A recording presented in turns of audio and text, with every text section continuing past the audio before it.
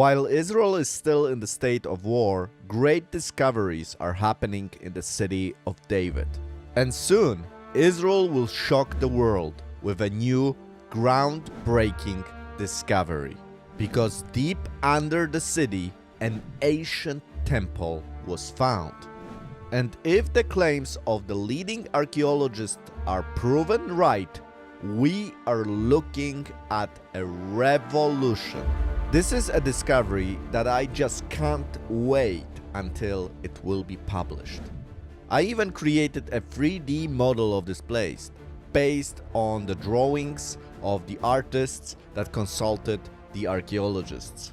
And thanks to this, we will be able to time travel and imagine how it could have looked in the ancient times. But that's not the only amazing archaeological discovery in the city of David. A city that was buried for centuries underground, and only when Israel was reborn, the Jewish people could finally start searching for the roots, for the core of their history, a history that is so important to the nation of Israel, but also for the entire world, for all the nations that believe in the God of Israel. And today, I'm gonna take you on a tour of this amazing place, a city of a great king, a forefather of the Messiah. So let's begin our journey. Before we begin, I have a quick favor to ask from you guys. If you can like and subscribe to the channel, that will help me greatly. Over 60% of the people that watch my channel are not subscribed. Also, if you like my videos, please consider supporting the channel through Patreon. It is the best way to support me as a creator and helps me to have a stable income. So thank you so much for everybody who's already supporting. You guys are the best. Okay, let's begin our amazing episode.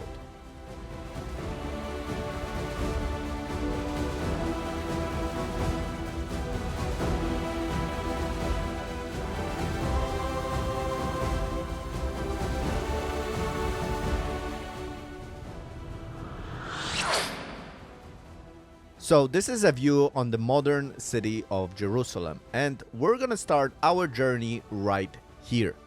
Why here? Well, because this is where the history of Jerusalem started. Perhaps it is difficult to see it today, but let me illustrate what I mean. You see, on this narrow ridge between the Mount of Olives and the Temple Mount, an ancient city was built. Okay, so let's zoom in to this location to begin our journey. Shalom friends, and welcome to one of the most amazing places on earth. We are right now at the top of the city of David. Below us is the Kidron Valley. In the north we have the Temple Mount, where Solomon first built the first temple and then Herod built the second temple. Right now there is a mosque there. This is the Al-Aqsa Mosque, and behind it is the Dome of the Rock. But we are in a place where it all started, the city of David. And we will walk today on some most ancient stones you can find in Israel. This is where Jewish Israeli history started, with this amazing city. It started even before David, because we have the hero Abraham that came here 2000 BC, and he went to bind his son. We remember the story, and he goes by the city of Salem, the city of peace. This is where he meets Melchizedek, and today we're gonna see something that may tell us a little bit about that story. And this is where the history of the Jewish people began. So we're gonna see some things pre-David, you know, Canaanite, Jebusite, David, Solomon, Hezekiah. It all started here, in the very spot I am standing. Where we are standing This is what David would see. This is his view from the top of this mountain. This is where he built his palace. This is where he purchased the land for the temple from the Aruna the Jebusite, where his son Solomon built the temple. Some of the most holy places on earth are here. Some of the most beloved places by God are here. And the Jewish people are alive today, and they are still in their land. They have a history like no other nation, like no other people, connected thousands of years to this very spot. And they have archaeology to prove it. But they also have the Bible and the God of Israel. And that's the most important thing. So, I want to invite you on a journey through the city of David, and we're gonna see, as I told you, some really new discoveries today at the site of the pool of Siloam, and even before that. Guys, before we begin the tour, I want to give you some background to the things we're gonna be talking about. And I already mentioned some of them. I mentioned Abraham, I mentioned Melchizedek, and I really believe it is important to understand the background of those stories to appreciate them fully. So, we mentioned Abraham and Melchizedek. Let's talk about this story. The story begins in Genesis 14, where a coalition of nations decide to attack the lands we know today as Israel. The two kingdoms we can identify who they are Shinar and Elam. Elam is the easiest to identify because at the time of Abraham there was a kingdom called Elam, which was located on the territory we know today as Iran, which is quite interesting, don't you think? And the other one, Shinar, is a Hebrew name for Samaria, so somewhere around Babylon or those kind of territories, today's Iraq. So anyways, the coalition of those kings had a beef with the king of Sodom and the king of Gomorrah, and they decided to teach them a lesson. To be more precise, the king of Sodom and the king of Gomorrah rebelled against the king of Elam. And this king of Elam decided to gather this coalition and punish the kings of the Levant. Okay, so let's zoom in now on this situation and hear the story. And in the 14th year came Kedorlaomer, and the kings that were with him, and smote the Rephaims in Ashtaroth Karnaim, and the Zuzims in Ham, and the Emims in Sheva Kiriathaim. Let's stop here because we have some names that have been mentioned here as this army travels towards Sodom and Gomorrah. About the Rephaim and the Emims, we can find more information in the Bible. The Emim lived there formerly, a people as great, numerous, and tall as the Anakim. Like the Anakim, they are also regarded as Rephaim, but the Moabites called them Emim. Many Bible scholars, based on this and many other biblical descriptions, believe that the Rephaim and the Emims were actually giants. And if they were giants, we're looking at an epic battle of an army, a giant army probably, against those giants that are living in the land. So, wow, but the story continues. And the Horites in their Mount Seir, unto El Paran, which is by the wilderness. And they returned and came to En-Mishpat, which is Kadesh, and smote all the country of the Amalekites, and also the Amorites that dwelt in Hazazon Tamar. And there went out the king of Sodom, and the king of Gomorrah, and the king of Admah, and the king of Zeboim, and the king of Bela, the same as Zoar, and they joined battle with them in the vale of Siddim, with Kedorlaomer the king of Elam, and with Tidal king of nations, and Amraphel king of Shinar, and Ariak king of Elasa, 4 kings with 5. And the vale of Siddim was full of slime pits. And the kings of Sodom and Gomorrah fled, and fell there, and they that remained fled to the mountain. And they took all the goods of Sodom and Gomorrah, and all their victuals, and went their way. And they took Lot, Abram's brother's son, who dwelt in Sodom, and his goods, and departed. And there came one that had escaped, and told Abram the Hebrew, for he dwelt in the plain of Mamre the Amorite, brother of Eshcol, and brother of Anah, and these were confederate with Abram. So, a war that would probably not interest Abraham now became very personal because a member of his family, Lot, was taken captive. So, we read that Abraham, with his 300 men, so an early form of special forces, you can say, chases this confederation up to Tel Dan and then further to the territory of Damascus. Now, Abraham, because he is small in numbers, needs to act smart, so he attacks by surprise at night, hits the army and escapes. This strategy is very successful. He's able to dismantle this big army and attack them by surprise. And also the fact that they just finished a big war, probably they're very, very tired. So that helped Abraham. Anyways, Abraham is able to save Lot, regain him from the hands of the enemy, and begins his return home. But on the way to his home, he stops at a place called Salem, which today we know as Jerusalem. And in this place of Salem, he meets a very interesting person.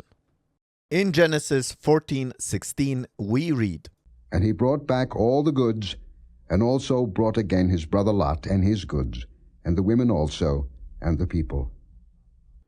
This information tells us that Abraham not only saved Lot, but also innocent people, including women, and he took some of the spoils from that victorious military operation. And that becomes important because of what happens next. As Abraham is in the territory of Salem, he is approached by the king of Sodom, you know, the one that lost the battle. And the king of Sodom said unto Abram, Give me the persons, and take the goods to thyself. And Abram said to the king of Sodom, I have lift up mine hand unto the Lord, the Most High God, the possessor of heaven and earth, that I will not take from a thread even to a shoe latchet, and that I will not take anything that is thine, lest thou shouldest say, I have made Abram rich. This is an extraordinary passage that teaches us that Abraham knew that he is not responsible for the victory. It is Adonai who is victorious. He won the battle. It also shows the incredible character of Abraham. He knew he could lose everything. He could die against this powerful army that was much greater in numbers. And despite those unfavorable odds, Abraham decided to act, to go on this suicidal mission to save Lot, because he was saving his own. He knew he has to act and save his family. And this example of Abraham still penetrates Israel's identity. And we saw this in Gaza as Israel engaged in suicidal missions to save their own, to save the Israelis that were captured by Hamas. Find me a nation today in the world that does this, that commits huge amount of operational strength to save just one person, to save not a president, not a very important politician, but a regular Israeli, and does this because life is important. This is the example of Abraham. Abraham and Lot were not part of this conflict between the kings of Sodom and Gomorrah and the kings of the Mesopotamia. We see that Abraham refuses to keep the wealth. He did not do it because he wanted to get rich. He entered this conflict because he was attacked personally. The member of his family was captured.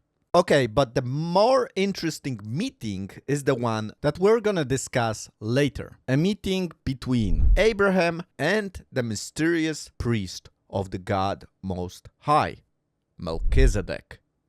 We will return to the story as we will approach a very interesting ancient temple found in the city of David. But now, let's continue the walk.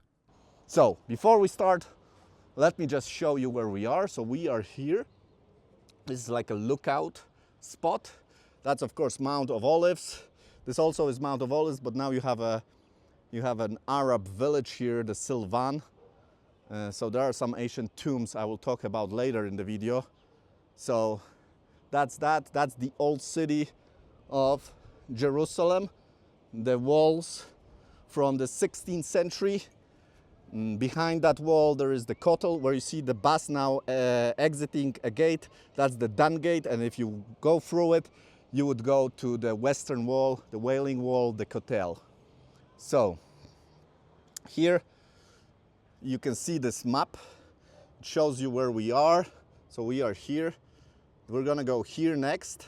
This is gonna be amazing. Some of the oldest stones in this place, really the roots of everything, is right here. And we're gonna go through an ancient tunnel that will lead us down, and eventually we'll go to the pool of Siloam. So let's go.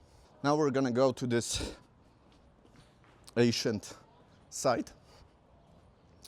It's very nice here. There is cafes, places to rest. You can find a bathroom here. So it's a really nice place to even come and relax. You see the beautiful, beautiful flowers here. I mean, this is beautiful.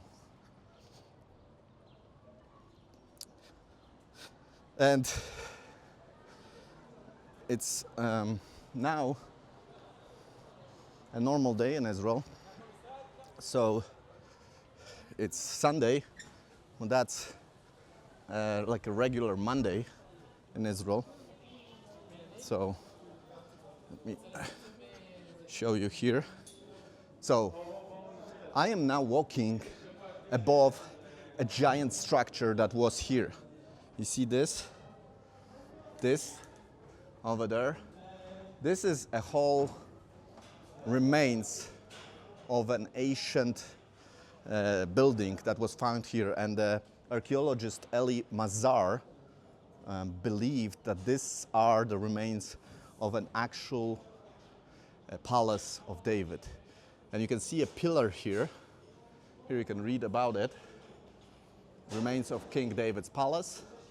So in the Bible, in 2 Samuel 5:11, we read that David had the king of Tyre, Hiram, sent some materials for building. And this pillar is very similar to a Phoenician style pillar that they found here. So perhaps David was inspired by this, and he decorated his palace according to the design we can find in ancient Phoenicia.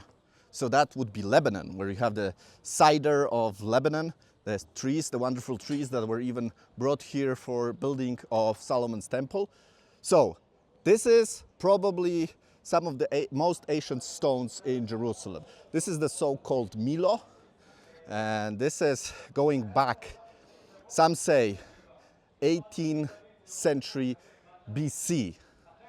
So this was a supportive structure, and I will show you 3D models of this because I have created a 3D model of the city of David, and I have also designed this ancient Milo, and people were thinking, what is this Milo that is described in the Bible? So then they discovered this kind of like a tower, and they were able to say later on, as they started digging up, that there was a giant structure on top of it. And if we read the story of the Bible, you remember that David conquered the Jebusite city, and there was a Tower of Zion that was protecting it. So perhaps a Tower of Zion was there. Then David, of course, started building his own palace as he conquered the city. And how did they conquer the city? Well, we're going to talk about it later on in the video, but it's a fascinating story because as things were discovered, people realized, wait a minute, those stories are true. I mean, some people started saying, those are just, things that children believe. You don't have to believe them, it's not true. But then they start finding all this archaeology, and it all proves the Bible. So it's just amazing. Okay guys, so let's summarize what we just saw.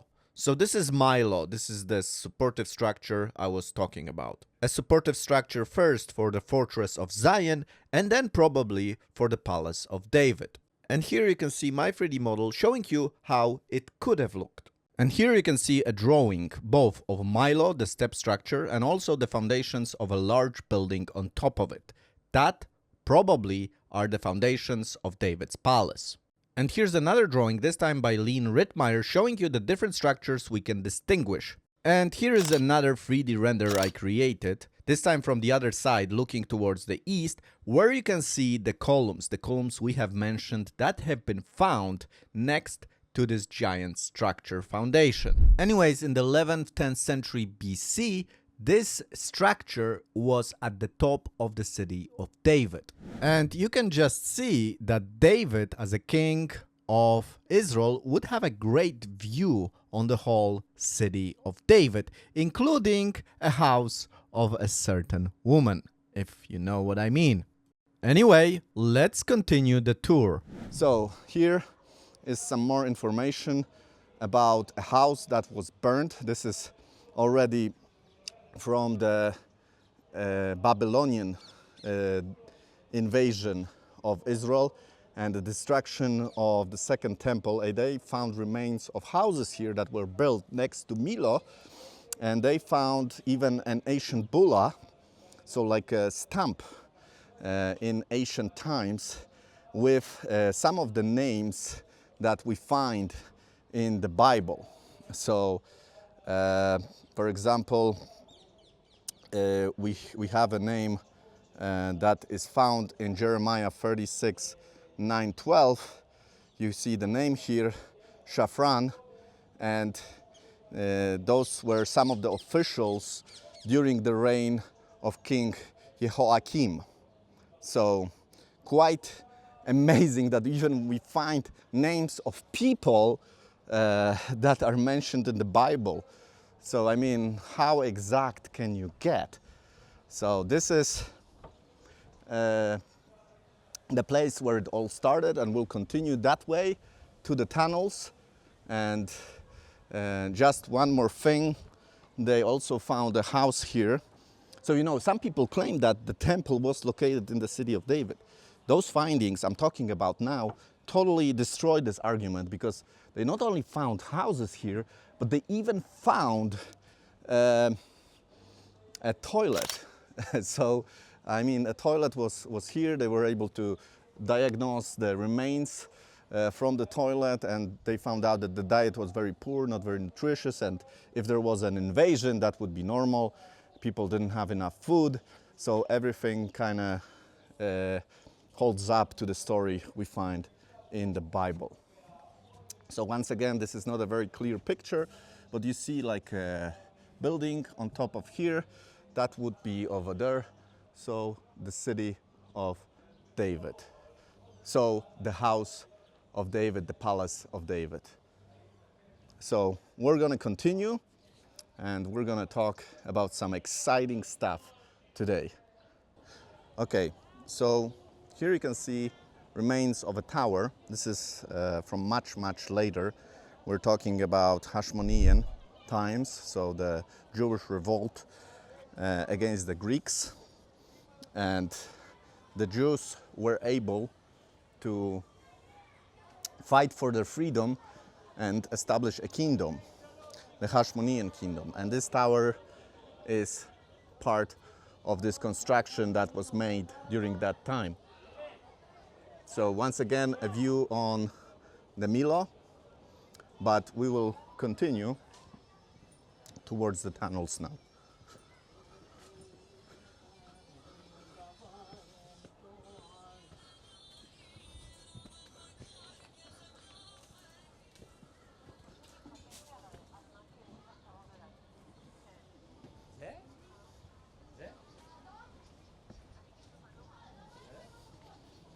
So today, it's a normal day in Israel.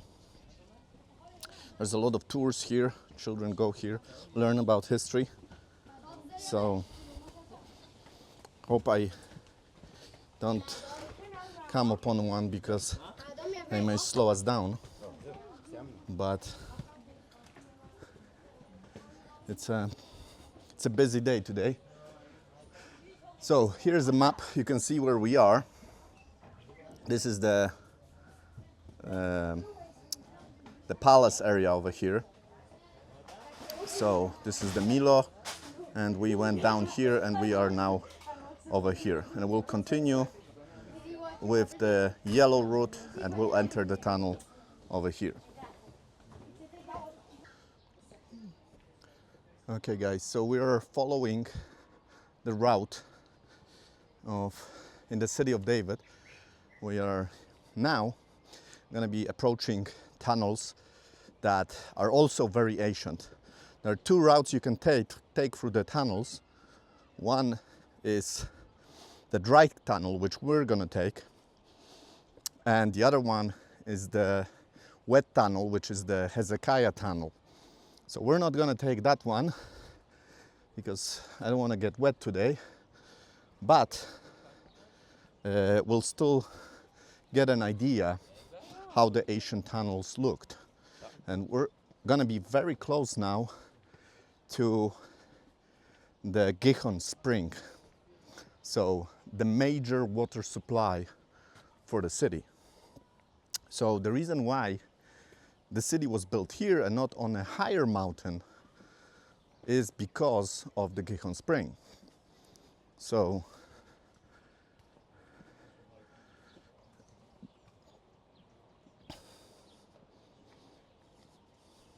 but what I want to show you here is something that's not open today, unfortunately.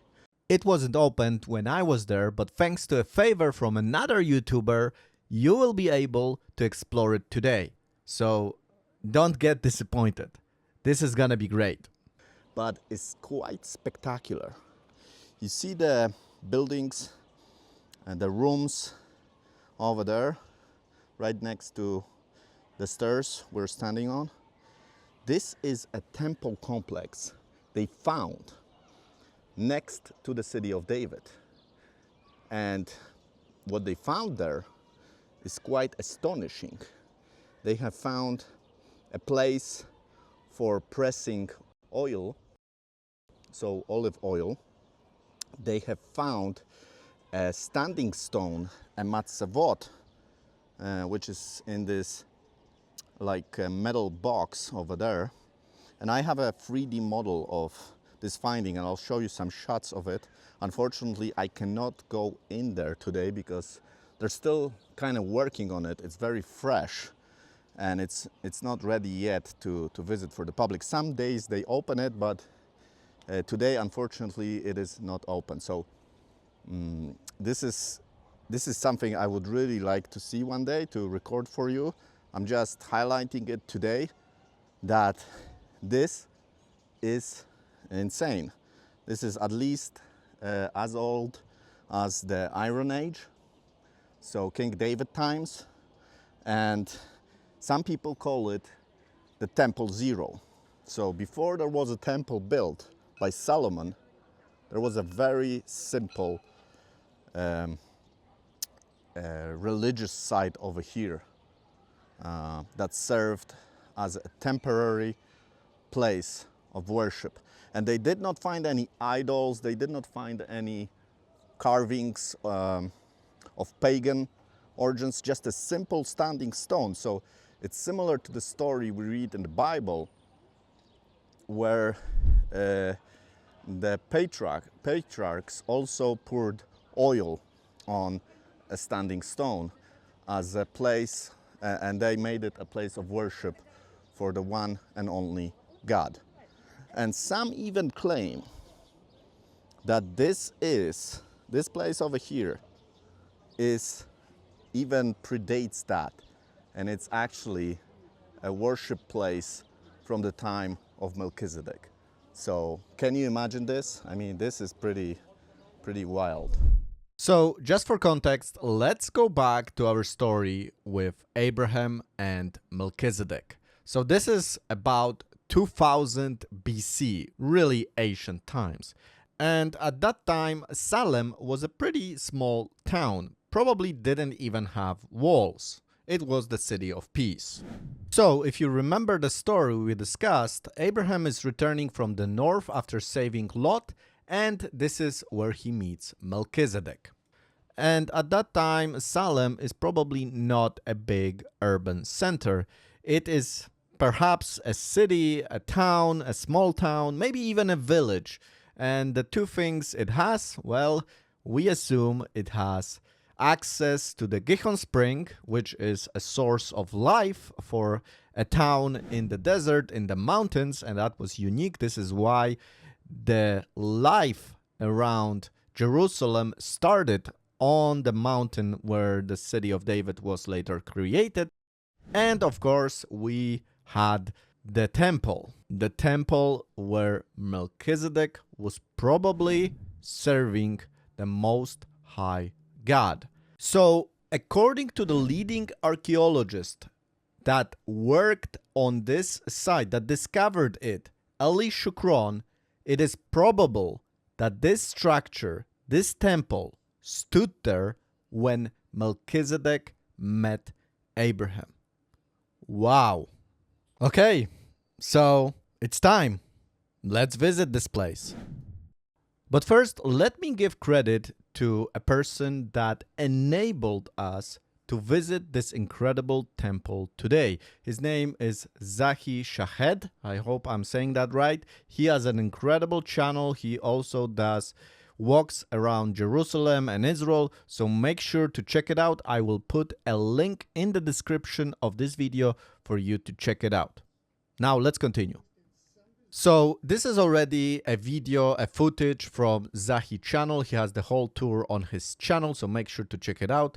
And he is entering this site with a tour group. So I'm gonna be commenting on some of the things that he will be able to see. So Zahi in his video is saying that this place officially is named the House of Shalem, which of course refers to Salem, the city that was here before Jerusalem, the origins of Jerusalem. And you can see already some of the stones that are part of this structure. But as I said, this place also has a lot of unofficial names. For example, the Temple of Melchizedek, Temple Zero. So it is just a very intriguing place, and everybody who has access to it is very, very lucky. Okay, so now Zahi is gonna actually go down and we're gonna see individual rooms that they found of this place. And we're gonna talk about all of those rooms, what they found in them, and why this is significant. So Zahi is going now towards this amazing structure, which looks like it was a temple. Not a big one, not a massive structure, very small, but still could be very significant. And the first thing we see are those signs on the floor. It is still debated what they actually are. You see like a triangle signs. So people are still trying to figure out what they are. So I heard two explanations of what those are. One says that they were used to mount an installation to hold animals inside. And the other one is more intriguing, that they were also installations used to produce garments, perhaps priestly garments. And we also need to consider the location of this place. This is very, very close to the Gihon Spring, which we will see in the tour in a moment. But remember the story of Solomon? So Solomon is taken to the Gihon Spring and anointed there. And if a temple was very close to this location, perhaps the garments created in this temple were used to clothe Solomon. Anyway, before we continue, let me just give you the layout of this House of Shalem. How many rooms do we have? So we already saw room number 1, which could be this place where they created the royal garments. Then we got room number 2, where they found the Matzevot, the standing stone, and this seems like the center of this place. Then we got room number 3 and 4, and this seems like a place where sacrifices were made, and we're gonna talk about this later.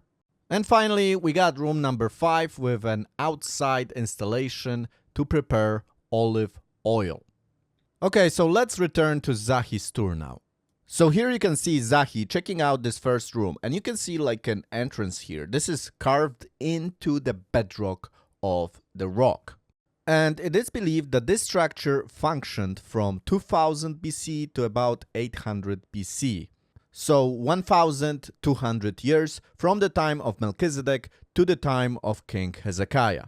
And around 8th century, this building was buried underground. It wasn't destroyed. This is very important, that it wasn't destroyed. It was buried. And on top of it, people build new structures like walls. And here you have Eli Shukron showing you the pottery and pottery shards that were found in this place. And the evidence shows that some of the artifacts go back to the Bronze Age, so about the time of Abraham, but they also found shards that date to the 8th century, and then it stops, showing you that again this temple functioned from about 2000 BC to about 800 BC. So once again in the Zahi recording you can see room number 1, room number 2, room number 3 and 4, and of course room number 5 with the outside installation. Okay, let's talk now about room number 2. You see, it is a little bit different because you can see like a box that is closed. This is of course where they found the Matseva, the standing stone, and it's a little bit like a small Holy of Holies. It is protected, it is closed. And what is really remarkable is that they found this stone as it was buried. It wasn't destroyed. And that's probably because it was considered as an important relic of the past. So is this the place where Melchizedek, as the priest of the God Most High, El Elyon, was serving? And is this the place that Abraham saw? If this is the place, then we are looking at some of the oldest relics, some of the oldest buildings that we have that relate to the genesis of the story of the Bible. If this is in fact from the time of Melchizedek, then we are looking at the most important discovery in the city of Jerusalem that brings the Bible closer to us, brings the story of the nation of Israel closer to us. Okay, but let's continue. Let's talk now about room number 3 and room number 4. And this one is also interesting because it looks like this room had some kind of an altar. So it seems like in this room some kind of sacrifices were made. Another indication that animals were sacrificed here is a channel that was found. And it was probably made to make the blood flow away from the altar. And here is my 3D model showing you how this place could have looked, showing you the altar, the channel, and the place where blood was gathered. Okay, so we got one more room, room number 5. And this is also interesting because they have found an olive press over here. So you can see a small room over here, but also a hall where olive oil was gathered. So here again you can see my 3D reconstruction of this place. You can see the olive press, which pressed the olives and gathered olive oil into a container, and also this small room behind this installation. So to summarize, we have a room where ceremonial garments were probably made. We also have a room where they found a standing stone, a room with an altar, and finally an olive press. So now I think it is clear why some people think, and they have a good reason to think so, this was a temple. And all the things they found in this temple indicate that this was not a pagan temple. The only thing they found is a standing stone, which we also see in the Bible. There is no carvings, statues, nothing like that which you would expect from a pagan temple. No, this was probably the temple to the God Most High, the God of Israel. Amazing, amazing discovery. This place is still not open to the public, and I will be updating you on the new findings around this place. We will certainly return to this place again. So, for now, this is all I got, and let's continue the tour. So, we will continue. Okay guys, so we have entered the museum now, and just to give you an understanding of what we are looking at, I of course have 3D models of this, but we're just around here. That would be the Palace of David over here, and obviously this is from the times of Solomon, so you have the temple standing here on the Temple Mount, but in David's time there was nothing here. So there was an ancient tower protecting the Gihon Spring that also was found, and we'll see remains of it in a moment. And we'll be going down this path until we reach this tower here. And just to give you an understanding, this is the modern city of David. So the city of David would be here. This is it. So this place over here, that's the ridge. And we were just next to Milo, which is over here. And we went a little bit down, and we're now going to enter this complex over here and eventually go through a tunnel that's going to lead us right about here. And then we're going to walk and walk until we reach the Gihon Spring. So this is basically the layout, and what is interesting is that in the ancient times you had water coming out of the ancient tunnels to this place over here, which was the King's Gardens. And of course this is a pool where water was gathered. But if you remember the story later, after Solomon, King Hezekiah, he builds another tunnel, blocks off those ancient tunnels so water doesn't come out to the gardens. He blocks the tunnels and directs the water directly to the pool. He walls that off, and a pool of Siloam is created. He then builds another wall that goes around this hill, which today is Western Jerusalem and is protecting the city from the Assyrian invasion. So that's like a summary of where we are, and we'll continue moving. So here you will see a lot of pictures of famous archaeologists that worked here. And of course Charles Walgren, you have other people over here. So Raymond Whale, Kalan, you have Shiloh, you have Elliot Mazar, which I talked about, that claims that the place we talked about is the Palace of David, and you have the different dates where they worked at. So Milo was found, in those years over here. So let's continue. I'm walking a little bit faster because today I got here pretty late, and I don't want them to close the tunnels with me inside. Well, I don't think it's going to happen, but I got to hurry up a little bit just to get out of the tunnels. And then when we'll do that, I'll be able to slow down. So now we're entering, you see, this tunnel complex.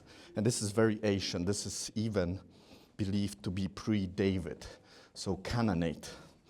So the Canaanites, the Jebusites, let's say, that's of whom we read in the Bible, they were pretty crafty with stone, and they created this complex tunnel infrastructure that was used for gathering water and also other functions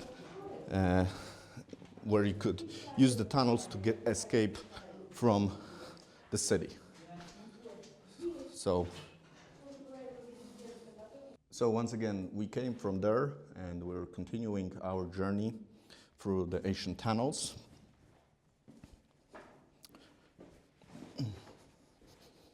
So when they found this place, for the first time. It was hidden for many, many years during the Ottoman Empire, for example. They didn't know. Just let me show you this. This is the famous Warren shaft that he used to do some exploration here. So it goes pretty deep, if you see over there. So that's the Warren shaft over here. Anyways, so when in the Ottoman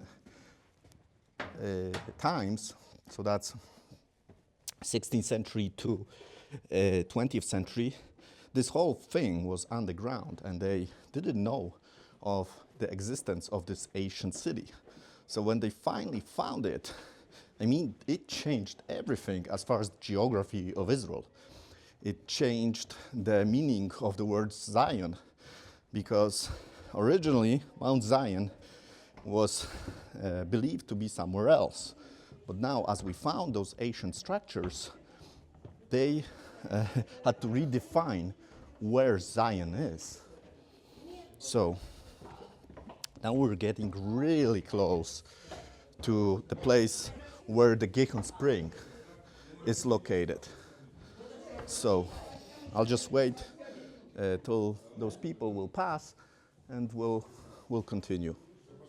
Okay, guys, so where we are now is an ancient cistern where water was gathered in the Iron Age. So you see the carving into the stone, and water was gathered here, and we're like in the heart of from where the Gihon Spring would spring out.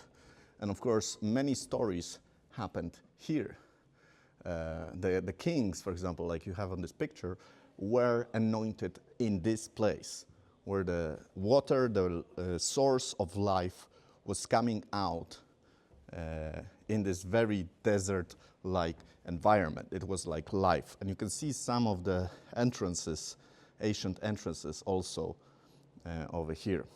So you can read about it a little bit in here. It's actually called a Canaanite pool, so it may even predate David, and when the Israelites finally took control of the city.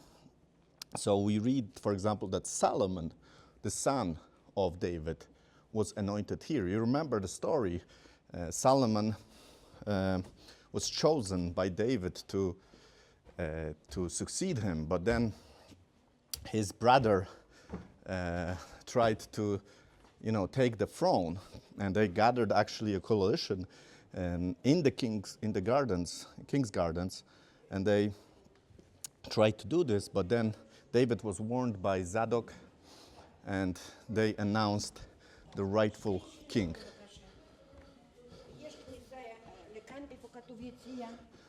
So what you see here is this beginning of this ancient protective structure that protected the Gihon spring, and there was a giant tower over here that protected this spring.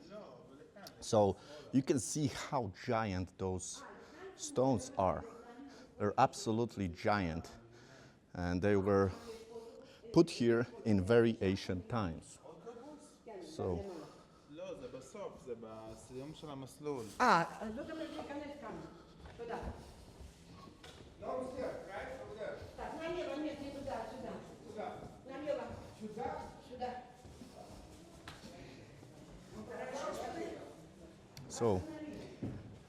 I told you about a tower, and the tower is right here.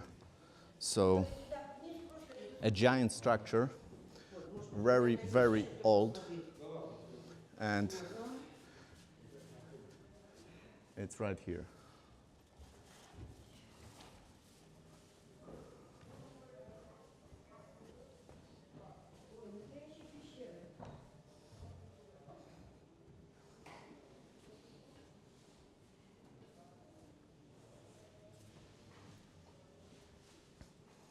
So again, we're looking at this wall and a tower that stood here, and I actually found it.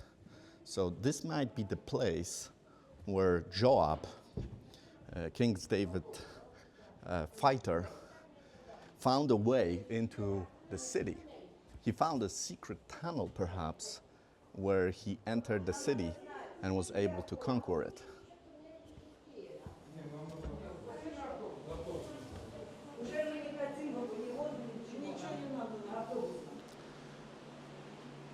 So guys, we can read here about the story, and you have a quote from 1 Kings 1, and we read about what we mentioned already in the story of King David and the priest Zadok.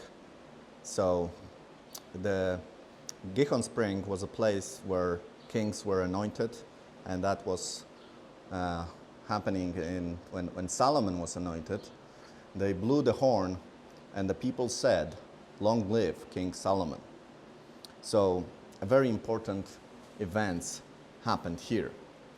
So what we can also read about it is that in the 18th century, the Canaanite inhabitants, they actually were responsible for channeling this water and creating this elaborate channel system of tunnels.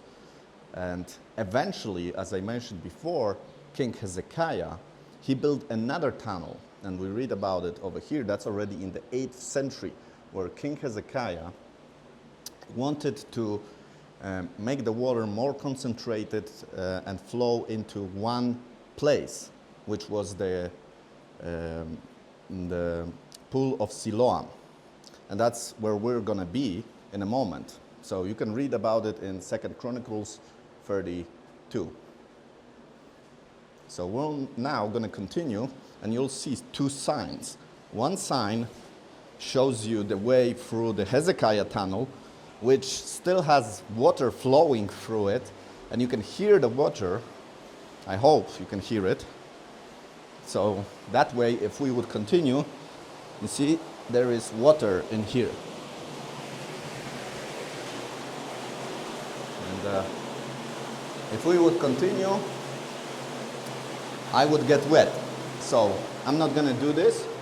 We're actually going to go through the dry tunnel, which is a more ancient tunnel, the Canaanite tunnel, and it's a dry route. So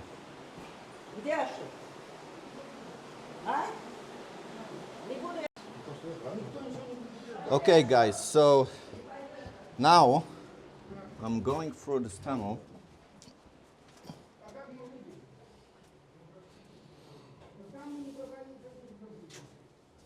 And it's quite an interesting situation here, because this dry tunnel that was supposed to be dry is actually a little bit wet now.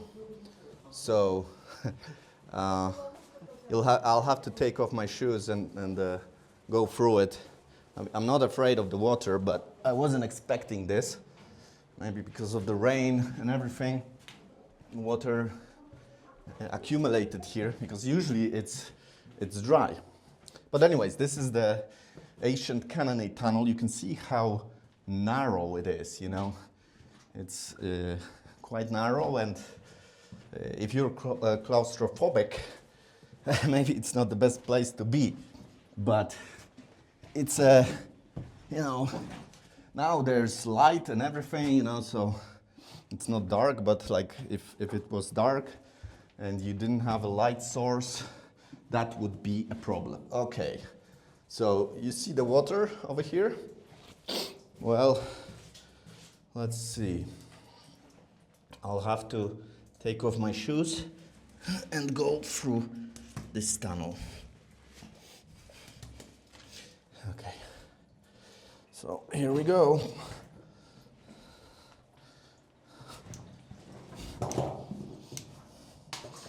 So it's not very wet, but if you don't have shoes that are waterproof, it can create some problems. Hello. So they're probably trying to fix something here. Pumping out the water, I think. Yeah, so anyways, it's not bad. You can see there's hardly any water now here. So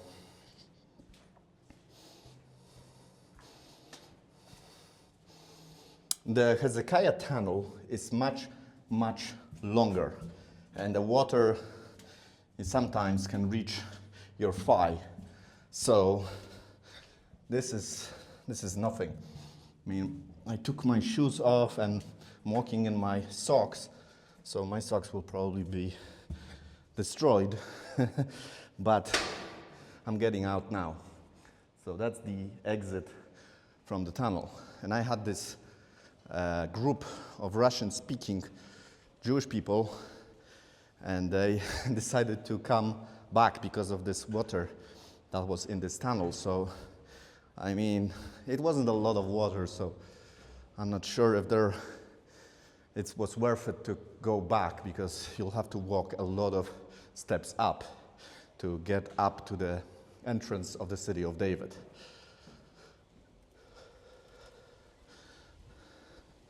So this is where we get out. You see? So we went under this mountain you see now. And the Temple Mount is right in front of us. This is the Mount of Olives. Now you see the Arab neighborhood of Silvan here. And this is where we were walking, like inside this mountain. How crazy is that? It's amazing. Okay guys, so I'm gonna finish here for this episode. We will continue this tour. We still need to see the Pool of Siloam. We need to see some incredible findings there. So make sure you check out the next video. Make sure you subscribe to the channel, like this video, hit that bell button. This really helps me as a creator, so I'll be very thankful if you do it. If you don't, that's okay too. Also, if you like my 3D models, they will probably be very soon available to purchase on my website. I will leave a link to this website in the description of this video. Also, some of those renders will be available to the top tier patrons on my Patreon page. So make sure you also check out the Patreon page. The renders are okay to use in churches, in Bible groups, you know, if you want to explain things. Of course, you cannot sell them, and make sure that the logo on those renders is always visible. This is very important. You can also find me and have more information that I'm sharing on the social media, so X, Telegram, Instagram, Facebook. Make sure to check those out. My brother is running those, and there's much more information that we share there, and you will be always up to date. So if you like that, you can sign up and be more informed. With that out of the way, I wish you all a good day, and I will see you in the next episode. Shalom.